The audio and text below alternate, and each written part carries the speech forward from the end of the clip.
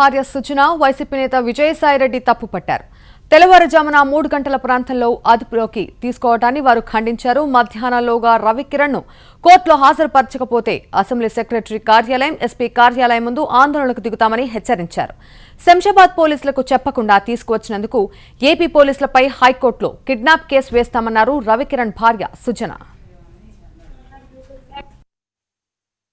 Assembly photo మీద obscene photo పెట్టిన వ్యక్తుల మీద కేసు రిజిస్టర్ చేశాం. వ్యక్తులు అంటే మనకు పర్సన్స్ తెలియదు, ఎవరు చేశారు అనేది అన్నోన్ కింద. తర్వాత రాత్రి వెరిఫై చేస్తే ఒక పొలిటికల్ పంచ్ అనే వెబ్సైట్ ఈ ఫోటోల్ని మార్ఫ్ చేస్తూ పెట్టినట్లు తెలిసింది. సో ఆ సమాచారం మేరకు హైదరాబాద్కి ఒక 2 టీంలను పంపించడం జరిగింది.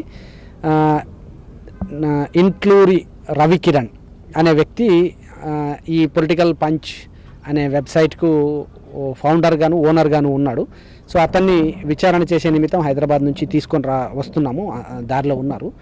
సో తదుపరి విచారణ అతను వచ్చిన తర్వాత అతని స్టేట్మెంట్లో అవన్నీ ఎగ్జామిన్ చేసి ఎందుకని చేయాల్సి వచ్చింది, రీజన్స్ ఏంటి అని చెప్పేసి అవన్నీ వెరిఫై చేస్తాము.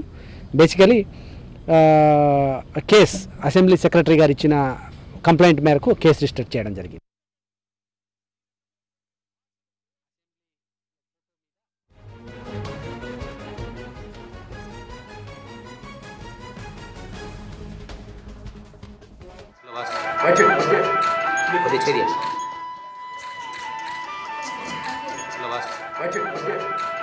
Oke.